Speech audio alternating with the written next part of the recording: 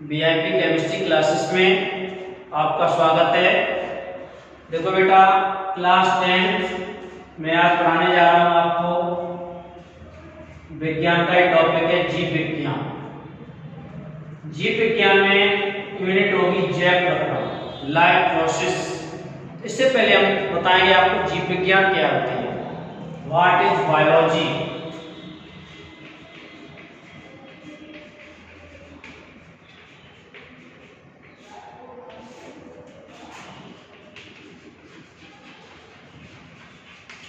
देखो बेटा, जीव विज्ञान की खोज वैज्ञानिक अरस्तु ने की थी।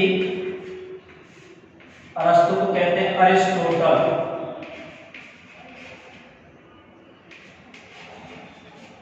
अरस्तु ने बताया कि जीव विज्ञान विज्ञान की वह शाखा है जिसके अंतर्गत संसार में पाए जाने वाले समस्त प्रकार की जीवधारियों, चाहे कोई पेड़ पौधा हो या वनस्पति हो या कोई भी जंतु हो, छोटे मोटे कीड़े मकोड़ों से लेकर के विशालकाय व्हेल या पहले डायनासोर हुए, वहां तक के मतलब समस्त प्रकार के जीवधारियों जीवों का अध्ययन किया जाता है। जीव विज्ञान बायोलॉजी कहलाती है। जीव विज्ञान को दो शाखाओं में बांटा गया है।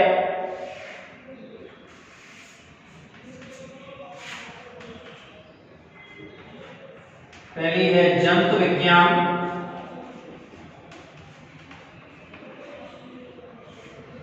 दूसरी है वनस्पति विज्ञान।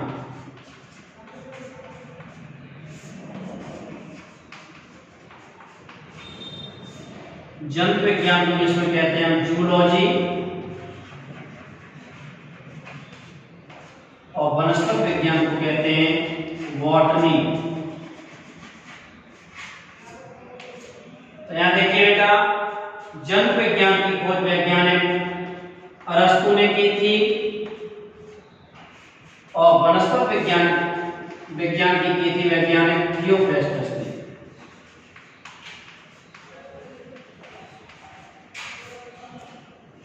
तो यहां देखिए, जंतु विज्ञान जीव विज्ञान की वह शाखा है जिसके अंतर्गत समस्त प्रकार के जंतुओं का अध्ययन किया जाता है। एनिमल्स का अध्ययन करते हैं, उसे हम जंतु विज्ञान या जूलॉजी कहते हैं। वनस्पति विज्ञान की खोज वैज्ञानिक थियोफ्रेस्टस ने की थी। उन्होंने बताया कि वनस्पति विज्ञान जीव विज्ञान की वह शाखा है जिसके अंतर्गत संसार में पाए जाने वाले समस्त प्रकार की वनस्पतियों या पेड़ पौधों का अध्ययन किया जाता है। वनस्पति विज्ञान या बॉटनी कहलाती है। हाँ देखो बेटा, जैव प्रक्रम में सबसे पहले पढ़ेंगे जैविक प्रक्रिया या जैव प्रक्रियाएं क्या होती हैं।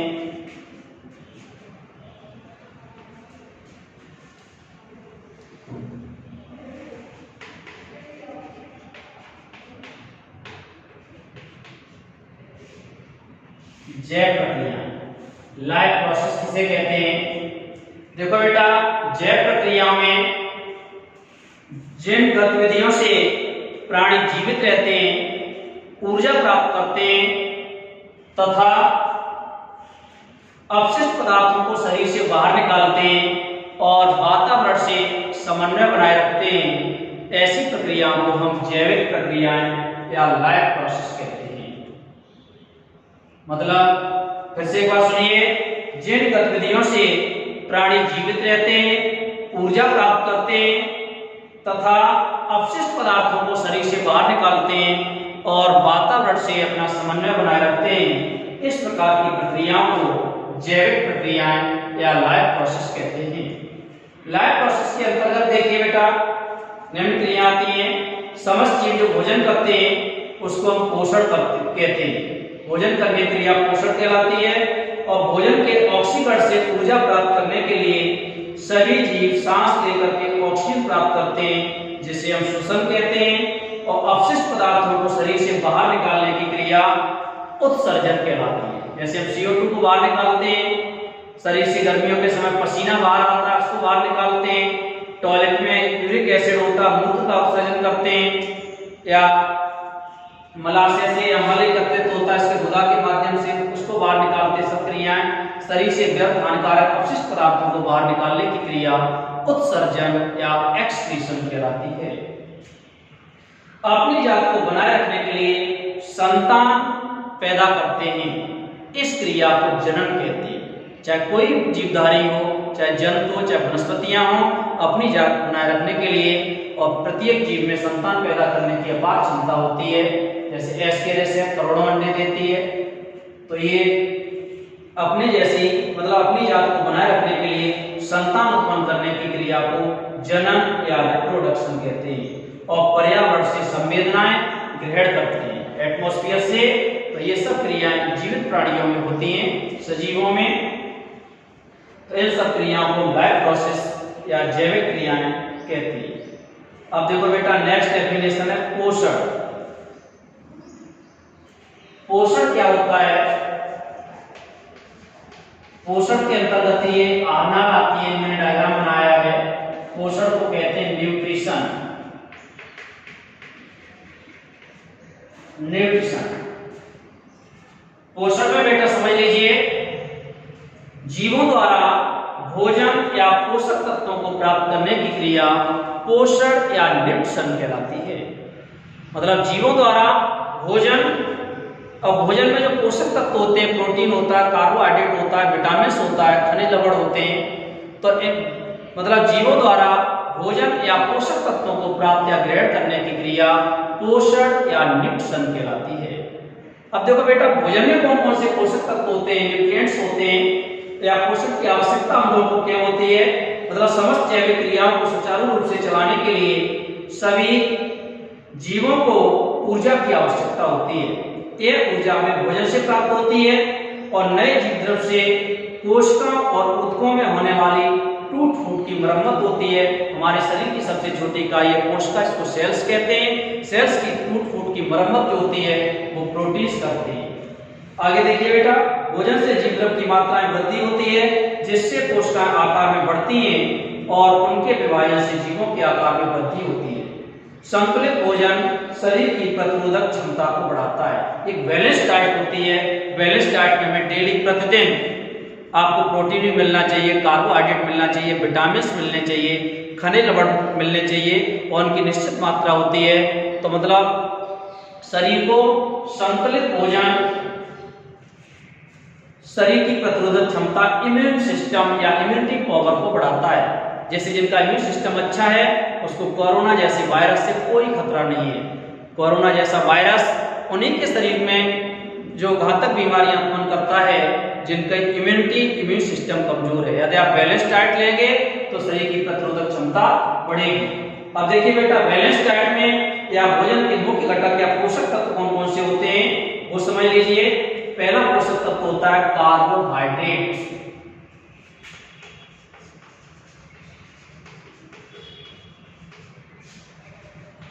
कार्बोहाइड्रेट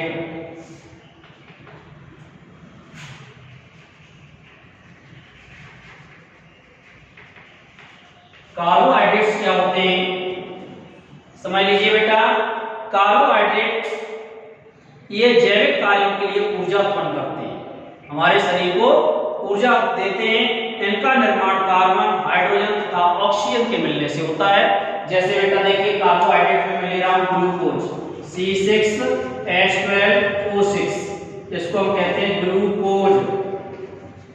या शुगर चीनी होता है C12H2211, स्टार्च C6H10O5 का होल N। तो मतलब कार्बोहाइड्रेट शरीर को ऊर्जा प्रदान करते हैं और एक कार्बन, हाइड्रोजन, ऑक्सीजन के मिलने से बनते हैं। और इनमें कार्बन, हाइड्रोजन, ऑक्सीजन का अनुपात 1:2:1 में होता है। ये दो प्रकार के होते हैं, पहला सरल कार्बोहाइड्रेट और दूसरा जटिल कार्बोहाइड्रेट। सरल कार्बोहाइड्रेट्स होते हैं glucose, fructose, sucrose, lactose, maltose आदि। सरल रूप में ये गन्ना, चुकंदर, खजूर आदि में पाई जाती है। गन्ने में, चुकंदर में, खजूर आदि में पाए जाते हैं, सरल कार्बोहाइड्रेट्स कहलाते हैं। जटिल कार्बोहाइड्रेट्स होते हैं ये मंड के रूप में होते हैं। मंड कहते हैं बेटा स्टार्च को, माड़ आपने चावल खाए होंगे, पतले चावल बनवा लीजिए तो उसमें जो मंड माड़ जो होता है, लसलसा चिकना सा पदार्थ होता है, वो स्टार्च कहलाता है। तो ये मंड के रूप में मतलब जटिल कार्बोहाइड्रेट होते हैं, वो मंड के रूप में आलू में, चावल में, अरबी में, घुइया में, जौ बार्ली होता है, उसमें ये जटिल कार्बोहाइड्रेट के रूप में मिलेंगे। और कार्बोहाइड्रेट का मुख्य कार्य होता है शरीर को ऊर्जा प्रदान करना, या हम जो भी जैविक कार्य करते हैं उनके लिए ऊर्जा प्रदान करना, बॉडी को एनर्जी देते हैं। और ये कोशिका कलात्मक संयोजी ऊतकों की रचना में सहयोग करते हैं। और ये मंड के रूप में पौधों तथा ग्लाइकोजन के रूप में जंतुओं में संचित ईंधन का काम करते हैं। अभी हम बताएंगे आर्गन के माध्यम से कैसे जंतुओं में संचित हो जाते हैं। अगला बेटा देखो, दूसरा है वसाएं। वसा को कहते हैं सेकेंड हम फैट्स।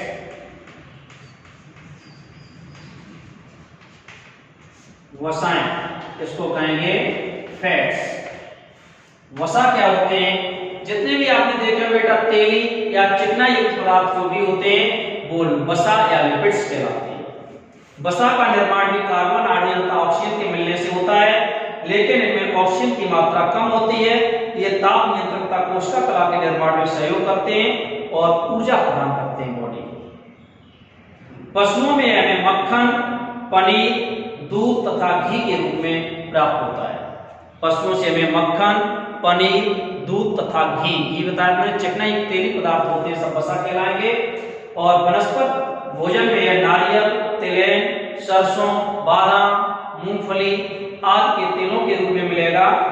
और वसा के कार्य बेटा होते हैं, ये शरीर को ऊर्जा प्रदान करते हैं और ये शरीर को आकृति भी प्रदान करते हैं और ये शरीर का ताप नियंत्रित करते हैं। और ये विटामिन ए, डी, ई तथा कई हार्मोन के लिए ब्लैक का कार्य करते हैं। विटामिन ए, डी, ई के होते हैं, ये वसा में घुलनशील होते हैं। और विटामिन बी और सी होता है, वो जल में घुलनशील होता है। तो वसा में विटामिन ए, डी, ई और के, ये विटामिन वसा में घुल जाते हैं। नेक्स्ट बेटा है अगला प्रोटीन्स। प्रोटीन्स देखो होते हैं, थर्ड है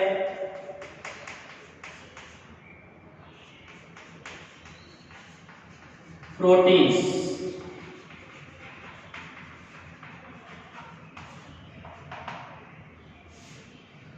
प्रोटीन्स जो होते हैं एक जटिल कार्बनिक यौगिक या पदार्थ होते हैं जो जीव द्रव्य के निर्माण में भाग लेते हैं। प्रोटीन जटिल कार्बनिक पदार्थ होते हैं और प्रोटीन जीव द्रव्य के निर्माण में, साइटोप्लाज्म के निर्माण में भाग लेते हैं। ये शरीर में टूट फूट की मरम्मत करते हैं, जैसे चोट लग जाती है, घाव हो जाता है और उसकी टूट फूट की मरम्मत मतलब कोशिकाएं जो डेड हो जाती हैं, निर्जीव हो जाती हैं, उनकी मरम्मत करने का काम करेंगे, रिपेयर करते हैं। और आवश्यकता पड़ने पर ऑक्सीकरण द्वारा ऊर्जा भी प्रदान करते हैं। कार्बन, हाइड्रोजन, ऑक्सीजन व नाइट्रोजन मिलकर के प्रोटीन्स का निर्माण करते हैं। प्रोटीन का एक अणु कई अमीनो अम्लों से मिलकर के बना होता है। प्रोटीन का एक अणु जो होता है वो कई एमिनो एसिड्स या एमिनो अम्लों से मिलकर के बनता है। अतः एमिनो अम्ल प्रोटीन की संरचनात्मक इकाई है। प्रोटीन की संरचना एमिनो एसिड द्वारा होती है। जंतुओं में प्रोटीन मांस, मछली, अंडा, पनीर आदि से प्राप्त होता है। और वनस्पति में यह दालों, गेहूं, मूंगफली, बादाम, सोयाबीन आदि से प्राप्त होता है। जंतुओं में बताया मैंने, पनीर है, दूध है, मांस है, अंडा है, इनसे प्राप्त होगा।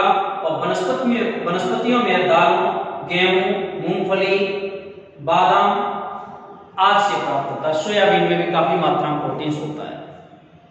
तो इसलिए प्रोटीन हमारे शरीर के लिए बहुत ही आवश्यक अवयव है। शरीर को ऊर्जा ही प्रदान करेंगे और शरीर में हुई कोशिकाओं की टूट फूट की मरम्मत करने का कार्य भी प्रोटीन करते हैं। तो देखो बेटा, प्रोटीन का कार्य समझ लीजिए, ये वसाओं के संश्लेषण का कार्य करते हैं। ये शरीर में वृद्धि, निर्माण तथा टूट फूट की मरम्मत का कार्य करते हैं। और ये शरीर में ये एंजाइम्स के रूप में रासायनिक उत्प्रेरकों का कार्य करते हैं। और ये थ्रोम्बिन तथा फाइब्रिनोजन रुधिर प्रोटीन्स हैं जो रुधिर का थक्का जमा कर रुधिर स्राव को रोकते हैं। प्रोटीन से बनी एंटीबॉडीज हमें रोगों से सुरक्षा प्रदान करती हैं। जो प्रोटीन से एंटीबॉडीज बनती हैं वो हमें रोगों से सुरक्षा प्रदान करने का कार्य करती हैं। अगला बेटा देखिए चौथा है विटामिन्स। तो विटामिन्स को मैं दोबारा से पूरे ऊपर लिख रहा हूं।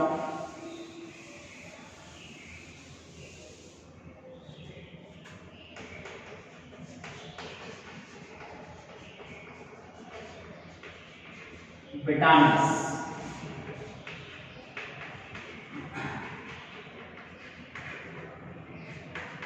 विटामिन्स का फंक नामक वैज्ञानिक ने इसका प्रयोग किया था, FUNK। फंक लिख देते हैं या फंक। तो समझ लीजिए बेटा, ये जटिल कार्बनिक पदार्थ होते हैं जो शरीर की पाचन क्रियाओं के लिए आवश्यक होते हैं। एक विटामिन्स भी एक जटिल कार्बनिक पदार्थ होते हैं और शरीर की जो आवश्यक क्रियाओं के लिए या शरीर की पाचन क्रियाओं के लिए आवश्यक होंगे और शरीर को प्रतिरक्षा इम्यूनिटी प्रदान करते हैं। विटामिन्स की कमी से शरीर में अपूर्णता रोग हो जाता है। कौन सा रोग होता है विटामिन की कमी से? अपूर्णता। अपूर्णता को अभाव कहते हैं, अभाव। इंग्लिश में कहेंगे डेफिशिएंसी, डिजीज। अपूर्णता रोग हो जाता है विटामिन की कमी से। विटामिन बेटा दो प्रकार के होते हैं, एक जल में घुलनशील विटामिन और वसा में घुलनशील विटामिन। जल में घुलनशील विटामिन में देखिए बेटा होता है जल में घुलनशील विटामिन। जल में घुलनशील होता है बी और सी, बी एंड सी। और दूसरे विटामिन होते हैं जो वसा में घुल जाते हैं, वसा में घुलनशील। वसा में घुलनशील विटामिन है ए, डी, ई एंड के। ये वसा या पीछे वसा पढ़ाया था फैट्स, उसमें घुल जाते हैं, वसा में घुलनशील विटामिन होते हैं। अब देखो बेटा, विटामिन का मतलब विटामिन के स्रोत कार्य तथा इनकी कमी से होने वाले रोग। तो देखिए यहाँ बेटा फिर से ले रहे हैं विटामिन ए।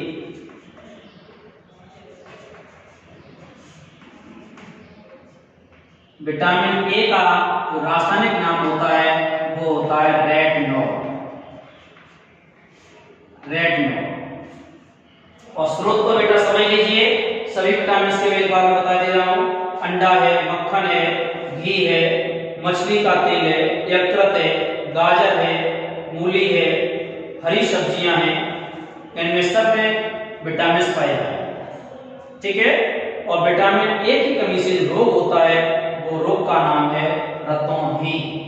विटामिन ए की कमी से रोग होगा, इस रोग को कहते हैं रतौंधी, क्या कहते हैं? जीरोथेल्मिया।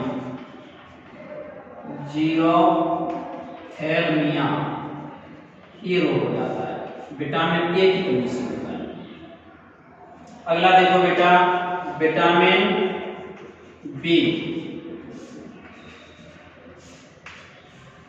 विटामिन बी या इसको बी कॉम्प्लेक्स के नाम से जाना जाता है क्योंकि कई विटामिन का समूह होता है। और विटामिन बी या B1 का रासायनिक नाम जो होता है, इसको बी या B1 लिखते हैं और रासायनिक नाम इसका होता है थायमीन।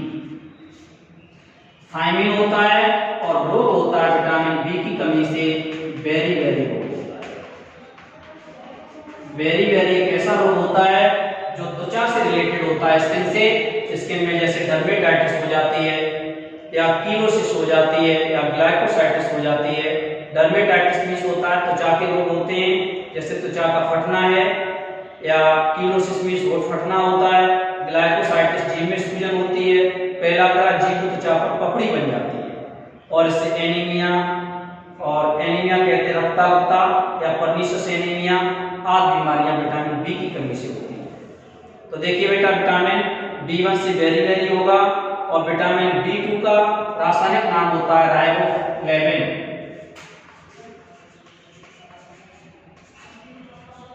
विटामिन B2 रासायनिक नाम है इसका राइबोफ्लेविन।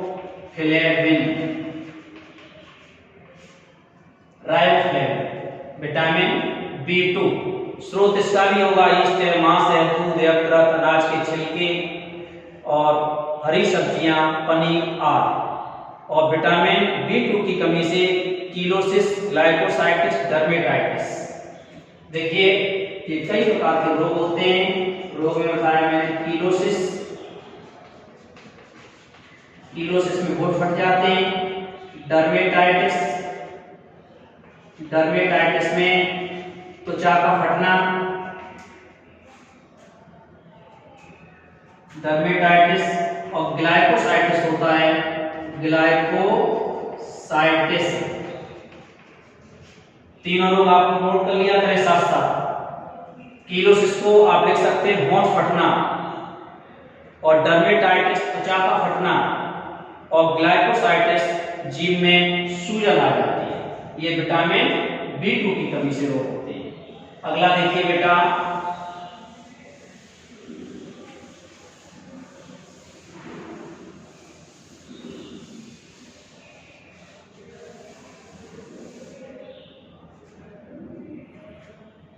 अब है बेटा vitamin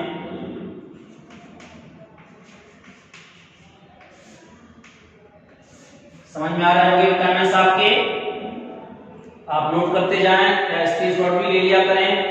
vitamin B3, vitamin B3 जो अगला है, विटामिन B2 तक करा दिया मैंने। B3 इसका रासायनिक नाम होता है पेंटोथेनिक अम्ल।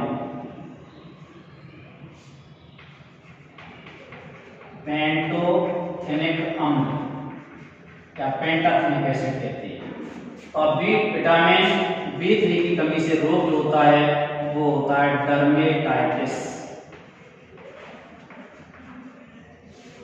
डर्मेटाइटिस मैंने बता ही दिया था, त्वचा के रोग, त्वचा से रिलेटेड रोग होते हैं। त्वचा के रोग या त्वचा फटना, ये विटामिन B3। अगला बेटा है देखिए विटामिन B5। विटामिन B5 जो होता है इसका रासायनिक नाम होता है निकोटिनिक अम्ल। रासायनिक नाम क्या होगा B5 का? निकोटिनिक अम्ल।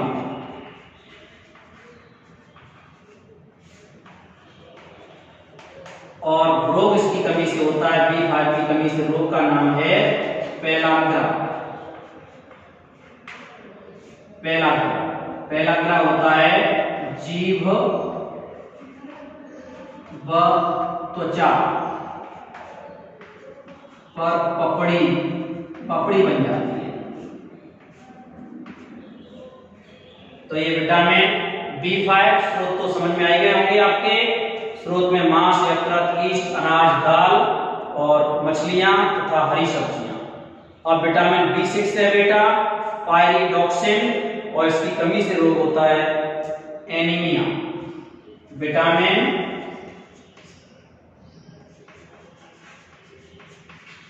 B6 इसको कहते हैं हम pyridoxine,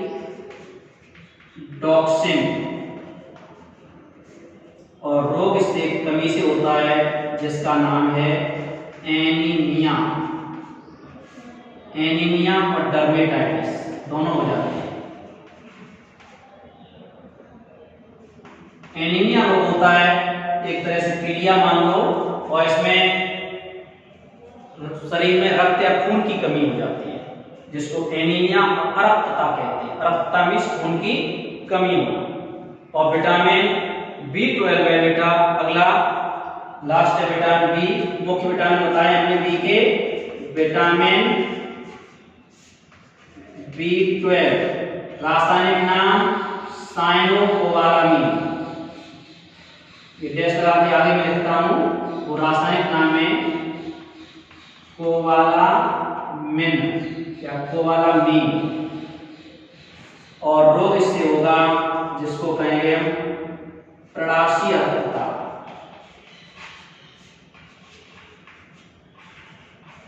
अरक्तता, pernicious anaemia,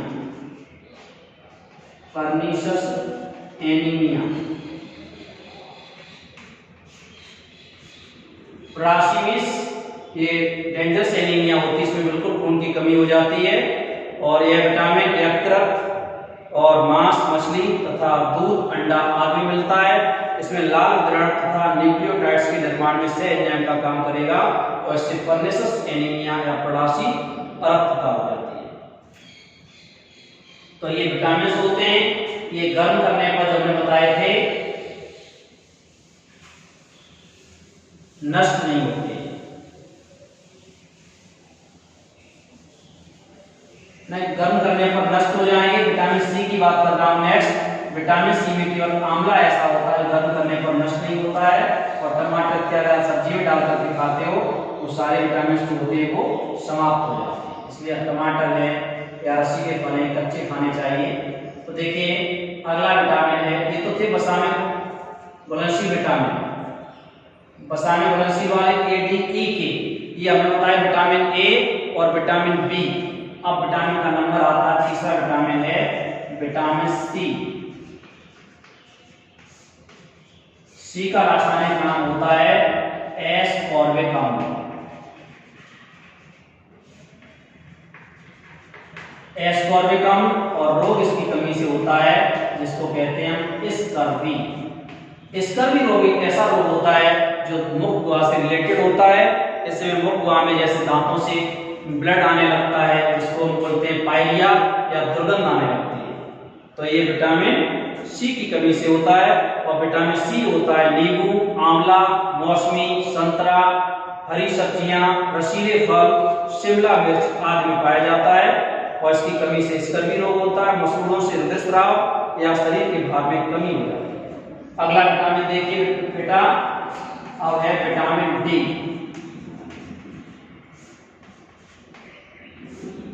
vitamin D, vitamin D भी बहुत महत्वपूर्ण विटामिन है और इसका रासायनिक नाम होता है कैल्सीफेरॉल।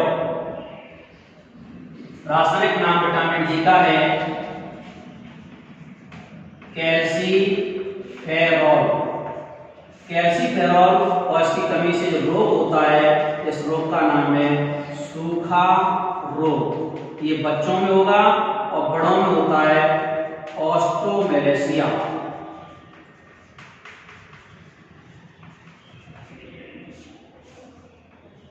मतलब इस विटामिन की कमी से बच्चों में सूखा रोग हो जाता है, हड्डियां कमजोर बहुत नर्म हो जाती, लचीली हो जाती, इस तरह से हाथ पैर या भंगुर हो जाती है। और बच्चों में सूखा रोग रिकेट्स बोलते हैं जिसको, सूखा रोग का दूसरा नाम भी है रिकेट्स। और बड़ों में ऑस्ट्रोमेलेसिया नामक बीमारी हो जाती है। और ये विटामिन डी जो होता है ये सूर्य के प्रकाश, मक्खन, दूध, मांस, मछली का तेल, ब्रक, किडनी आदि से मिलता है विटामिन डी। ध्यान रहेगा आपको, ये जो अल्ट्रावायलेट रेस हो जाती है सूर्य के प्रकाश की किरणें, इसलिए हमें सूर्य की धूप भी लेनी चाहिए। एक स्किन में, त्वचा में अल्बोस्टेरॉल होता है वो विटामिन डी का संश्लेषण करता है। तो सूर्य का प्रकाश बहुत आवश्यक है विटामिन डी के लिए। अगला देखो बेटा विटामिन ई, ये बहुत ही महत्वपूर्ण विटामिन है। और विटामिन ई का जो रासायनिक नाम होता है ये होता है टोकोफेरॉल।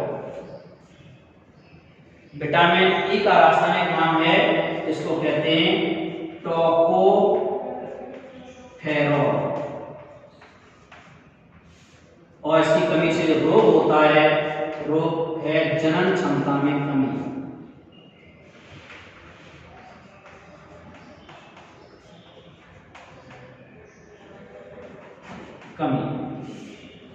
स्टेरिलिटी हो जाती है। मतलब जैसे जनन कहते हैं, अपने जैसे अपने समान संतान पैदा करने की क्रिया को जनन कहते हैं। तो मतलब जनन बच्चे पैदा होने की शक्ति जो है वो क्षीण हो जाएगी विटामिन ई की कमी से। और विटामिन ई जो होता है अंडे, गेहूं, हरी सब्जियां या हरी पत्तियां, मांस आदि में मिलता है। और जैसे बादाम में भी होता है। और विटामिन ई जैसे गेहूं के अंकुर का तेल, उसके ऊपर छिलका जो होता है उससे विटामिन ई मिलेगा। और लास्ट है बेटा विटामिन के। विटामिन के होता है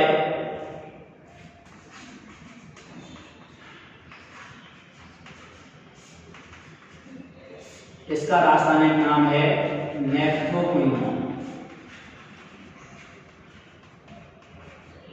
और इसकी कमी से जो रोग होता है वो होता है हीमोरेज। हीमोरेज रोग होता है, एक तरह का रुधिर स्राव होता है और यह विटामिन सोयाबीन, यकृत, अंडे, टमाटर, हरी पत्तियों आदि में मिलेगा और रुधिर का थक्का जमने में आवश्यक और यकृत में प्रोथ्रोम्बिन का निर्माण होता है। इस विटामिन की कमी से हीमोरेज होता है, रुधिर स्राव, मतलब खून का थक्का नहीं बनता, विटामिन ई के की कमी हो जाएगी। तो ये बेटा बहुत ही महत्वपूर्ण विटामिन थे जिनको आप अच्छे से तैयार कर लीजिएगा। अब देखो बेटा जैव प्रक्रम में आगे का टॉपिक है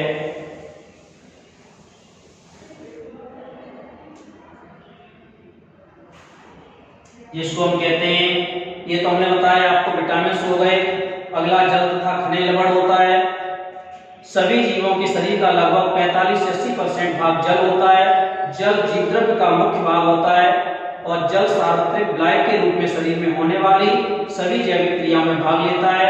यह शरीर के ताप का नियमन तथा पदार्थों के स्थानांतरण में सहायता करता है। हमारे शरीर का लगभग 4 से 5% भाग खनिज लवणों से होता है और अकार्बनिक खनिज लवण अनेक उपापचयी क्रियाओं को करने के लिए आवश्यक होते हैं। ये शरीर के विभिन्न अंगों के निर्माण में भी सहायक होते हैं, जैसे कैल्शियम तथा फास्फोरस दांतों हड्डियों के निर्माण के लिए और लोहा हीमोग्लोबिन के निर्माण के लिए तथा आयोडीन थायरॉक्सिन निर्माण के लिए आवश्यक होता है। इसी तरह से बेटा पोषण के और भी टाइप्स होते हैं, स्वपोषण और विषम पोषण। स्वपोषण में जो जीव अपना भोजन स्वयं बनाते हैं वो स्वपोषी कहलाते हैं।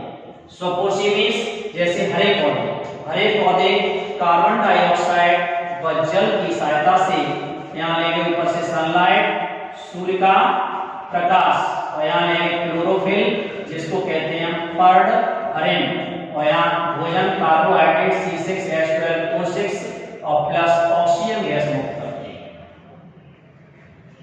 अब बैलेंस करने के लिए बेटा कार्बन 6 हो गए, 6 का यहाँ कर दो, हाइड्रोजन 12 है, 6 का यहाँ कर दो, 6 दूनी 12, 6 का ऑक्सीजन, 6 ऑक्सीजन ये 6 का यहाँ कर दो, 18। इसको नाम देंगे हम ग्लूकोज, जिसको कहते हैं भोजन। तो देखिए जब हरे पेड़ पौधे सूर्य के प्रकाश की उपस्थिति में क्लोरोफिल पर्णहरिण की सहायता से कार्बन डाइऑक्साइड व जल ग्रहण करके भोजन या ग्लूकोज का निर्माण करते हैं, यह क्रिया प्रकाश संश्लेषण कहलाती है और प्रकाश संश्लेषण क्रिया में पौधे ऑक्सीजन गैस मुक्त करते हैं। समझ में आ गया होगा बेटा स्वपोषण। और विषम पोषण होता है जंतु पौधों के समान सूर्य की ऊर्जा का उपयोग नहीं कर सकते, अतः ऊर्जा के लिए वे किसी न किसी रूप में पौधों द्वारा संश्लेषित भोजन पर निर्भर रहते हैं। इस प्रकार के जीव विषम पोषी जीव कहलाते हैं, जैसे शाकाहारी, मांसाहारी, परजीवी। मतलब वे जीव जो अपना भोजन स्वयं बनाते हैं स्वपोषी, और जो पौधों द्वारा बनाए हुए भोजन पर निर्भर रहते हैं उन्हें हम विषम पोषी कहते हैं। और विषम पोषी में आपके आते हैं शाकाहारी आते हैं, जंतु पौधों के फल फूल तथा पत्तियां खाते हैं, जैसे हम लोग आएंगे। मांसाहारी में जो जंतुओं का छोटे जंतुओं का शिकार करते हैं। अपमार्जक मृतजीवी जंतु सड़े गले पौधों तथा मृतक जंतुओं से अपना भोजन प्राप्त करते हैं। और परजीवी कहते हैं जंतु जो दूसरे जीवित जीवों के शरीर में रह करके उनसे अपना भोजन प्राप्त करते हैं, परजीवी या पैरासाइटिक कहलाते हैं। जैसे हमारे शरीर में जू हो जाते हैं, परजीवी होते हैं, पेट में एस्केरिस हो जाते हैं, वो भी परजीवी होते हैं। अब नेक्स्ट हेडिंग बेटा है देखिए पाचन। पाचन को इंग्लिश में कहते हैं डाइजेशन।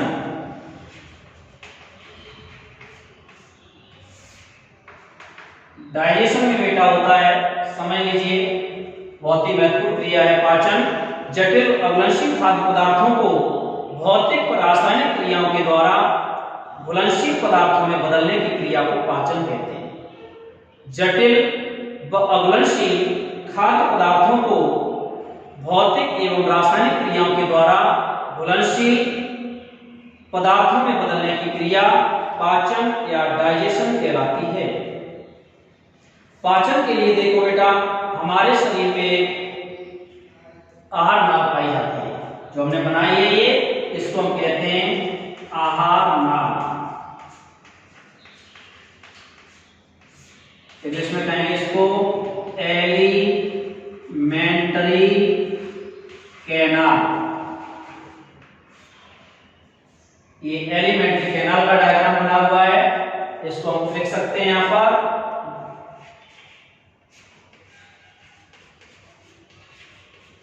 आहार नाल, एलिमेंट्री कैनाल। तो देखो बेटा, समझ लीजिए, आहार नाल के विभिन्न भागों में भोजन का पाचन निम्न प्रकार से होता है। पहला मुखगुहा में पाचन, दूसरा ग्रास नली में, और तीसरा आमाशय में पाचन, और चौथा छोटी आंत में पाचन। पाचन आहार नाल में कहां कहां होगा? मुखगुहा में पाचन होता है यहाँ पर, इसके बाद ग्रास नली में, फिर आमाशय में, उसके बाद छोटी आंत में पाचन होता है। तो सबसे पहले देखिए बेटा, ये मुखगुहा होती है, इसको बक्कल कैविटी कहते हैं। इसमें कई प्रकार के दांत पाए जाते हैं। जैसे बच्चों में, हमारे शरीर में या मुंह में 2 प्रकार के दांत होते हैं। जैसे दूध के दांत होते हैं जिनकी संख्या 20 होती है, और दूध के बाद स्थायी दांत निकलते हैं जो 32 होते हैं। अभी हमारे मुख में, जैसे आप लोगों के में 10th क्लास तक बच्चों के मुख में 32 दांत नहीं होते हैं। इसके बाद पहले रदनक होते हैं, चवर्णक होते हैं, अग्र चवर्णक होते हैं, कैनाइंस बोलते हैं, इनको नुकीले होते हैं, जैसे गन्ना इत्यादि छीलते हैं। चवर्णक जिनसे भोजन को चबाते हैं, अग्र चवर्णक जिसको दाढ़ बोलते हैं, अक्ल दाढ़ जो होती है 18 से 25 वर्ष के बीच में निकलती है, और आप लोग 18 साल के हो जाएंगे तब जाकर अक्ल दाढ़ निकलेगी, जो भोजन को पचाने में, वो चबाने में सहायक होते हैं।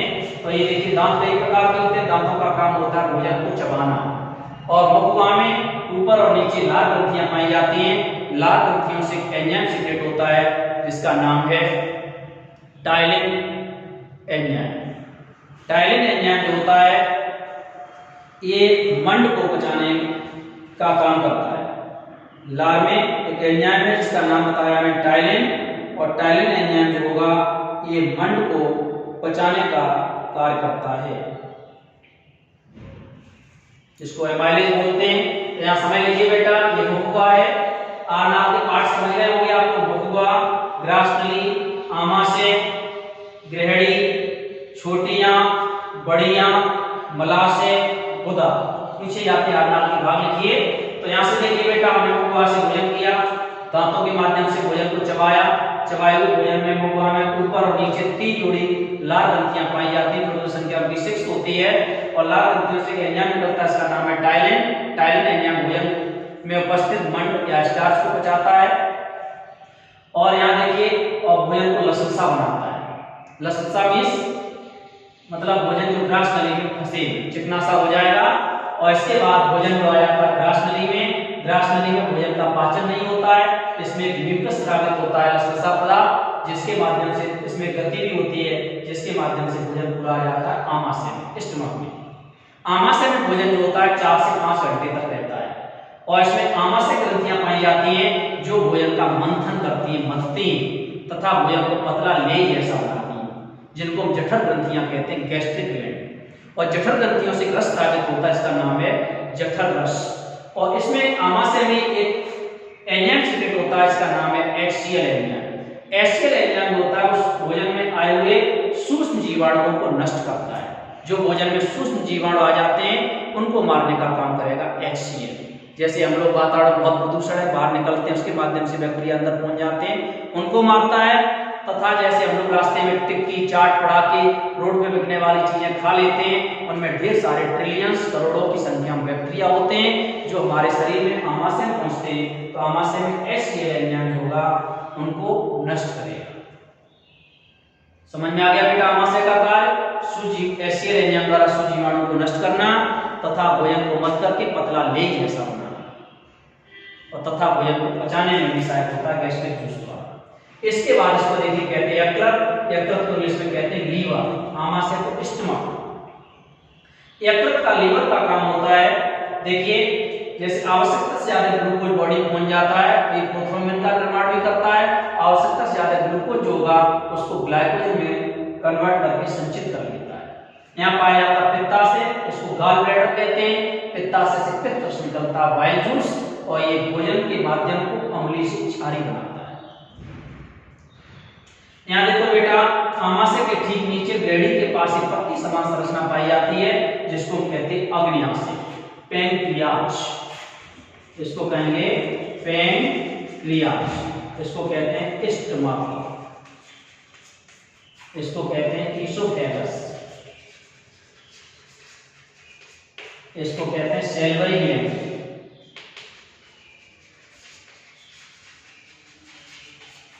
इसको कहते हैं लार्ज इंटेस्टाइन,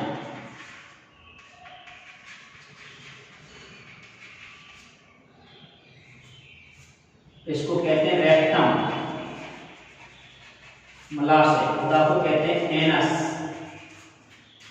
यहाँ बेटा देखिए, इसको तो अपेंडिक्स ही कहेंगे इंग्लिश में, हिंदी में वैसे क्रम रूप परिशिष्टा कहते हैं इसको। और ये स्मॉल इंटेस्टाइन, छोटी आंत, स्मॉल इंटेस्टाइन, ये ग्रेडिड्यूडनम, पित्ताशय को गॉल ब्लैडर, इसको यकृत को कहेंगे लीवर, इसको तो जानते ही हो आप, मुख को माउथ कहते हैं और दांतों को टीथ कहते हैं। ये हमने इंग्लिश में भी लिख दिए वर्ड, इस नहीं समझ में आते हैं। और नाउ एलिमेंट्री कैनाल, तो मैं बात कर रहा था अग्न्याशय की। अग्न्याशय ग्रंथि देख बेटा देखिए जो होती है,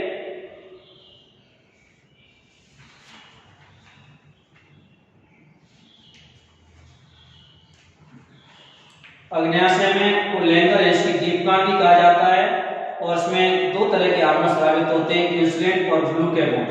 अग्न्याशय ग्रंथि से रस निकलता है जिसका नाम है अग्न्याशिक रस। हार्मोन्स के बारे में बाद में बताऊंगा, यहाँ केवल बात हो रही थी पाचन की। तो अग्न्याशय ग्रंथि से अग्न्याशय रस निकलता है जिसमें कुछ एंजाइम होते हैं, ट्रिप्सिन, एमाइलेज और लाइपेज, तीन एंजाइम होंगे। ये प्रोटीन, मंड तथा वसा के अवयव होते हैं, मतलब इनको पचाने का कार्य करेंगे। अगला देखिए, अगली ग्रंथि है छोटी आंत। छोटी आंत में छोटे छोटे उंगली समान ब्रश की तरह उभार होते हैं, और जिनमें ये जो उभार होंगे ये भोजन के अवशोषण की सतह को बढ़ाते हैं, एब्जॉर्प्शन पावर को बढ़ाएंगे। और इनका काम होता है छोटी आंत का, इससे छोटी आंत से एक आंतरिक रस निकलता है, इंटेस्टाइनल जूस, जो भोजन को पचाने में सहायक होता है। जैसे हम लोग प्रोटीन, कार्बोहाइड्रेट, विटामिन, खनिज लवण आदि हमने ग्रहण किया मुखवा से, इसके बाद भोजन बहुत पतला लेप की तरह हो गया, और वो कहाँ गया? ये जो ग्रेडी होती है सीके आकार की संरचना, ये जाकर के छोटी आंत में होती है, और छोटे आंत में छोटे छोटे रसायनों या विलाई पाए जाते हैं जो भोजन के अवशोषण की सतह को बढ़ाते हैं तथा भोजन में आए हुए पोषक तत्वों को अवशोषित करते हैं, एब्जॉर्ब करने का काम करते हैं। कौन? रसायन को। और ग्रेडी में कायम से पहले पित्तरस तथा बाद में अग्न्याशय रस मिलता है। पित्तरस क्षारीय होता है जिसका पित्तरस का पीएच मान होता है 7.7। यह भोजन की अम्लता को दूर करता है तथा अग्न्याशय रस के प्रो एंजाइम बताए गए ट्रिप्सिन, एमाइलेज, लाइपेज, ये प्रो एंजाइम को क्रियाशील अवस्था में बदलता है। अग्न्याशय रस के तीन प्रमुख एंजाइम होते हैं, ट्रिप्सिन, एमाइलेज, स्ट्रिप्सिन। ये आप ध्यान रखिएगा। ट्रिप्सिन जो होता है शेष अपचयी प्रोटीन और पेप्टोन्स पर क्रिया करके उनको अमीनो एसिड में बदलने का काम करता है। एमाइलेज विभिन्न प्रकार की शर्कराओं और मंड को ग्लूकोज में बदलता है। स्ट्रिप्सिन वसाओं पर क्रिया करके उन्हें वसीयम तथा ग्लिसरॉल में बदलता है। तो छोटी आंत में अपच तथा अपशिष्ट भोजन बड़ी आंत में आता है। यहाँ पर भोजन के लवणों तथा जल का अवशोषण होता है। शेष अपचित भोजन मल के रूप में मलाशय में एकत्रित होता है तथा गुदा द्वारा समय समय पर बाहर निकाल दिया जाता है।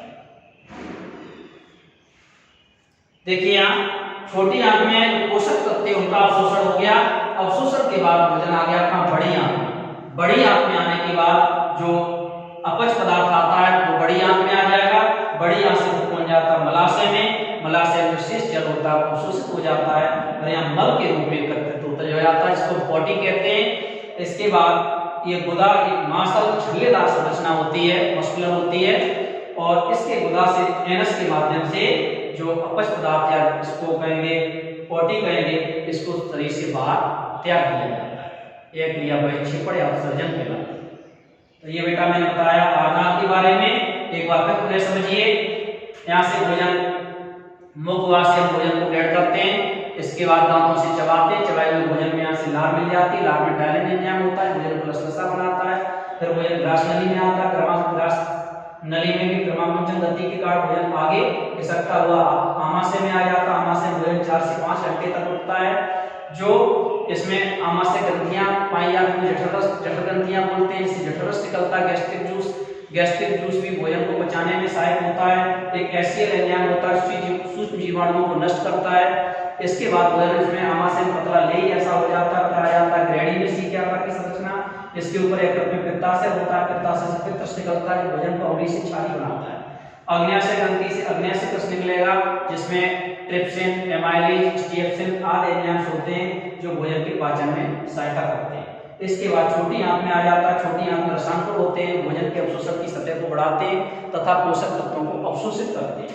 इसके बाद अपच पदार्थ होता है, बड़ी आंत में आ जाता है। बड़ी आंत के बाद यहाँ आ जाता है मलाशय में, मलाशय में से जल का अवशोषण हो जाता है, फिर यहाँ इसमें मल के रूप में हो जाता है, एकत्रित होता है, फिर ये गुदा के माध्यम से शरीर से बाहर त्याग दिया जाता है। तो ये बेटा हमने पढ़ाई आहार। इसके डायग्राम को कई बार आप प्रैक्टिस करेंगे, और प्रैक्टिस जिसको बनाना नहीं आता, डरना नहीं है, आपको बार-बार कॉपी पे 4 से 5 बार इसकी प्रैक्टिस करनी है। प्रैक्टिस करेंगे 100% आप बनाना सीख जाएंगे। और ये वीडियो बेटा आप लोगों को बहुत अच्छी लगी हो तो अपने फ्रेंड सर्किल में इसको शेयर अवश्य करें और इसको लाइक करें। यदि आपने हमारा YouTube चैनल है Vipin VIP chemistry classes subscribe न किया हो तो अवश्य सब्सक्राइब करें, जिससे आपको नेक्स्ट वीडियो हमारी मिलती रहे। आज के लिए इतना ही। Thank you very much.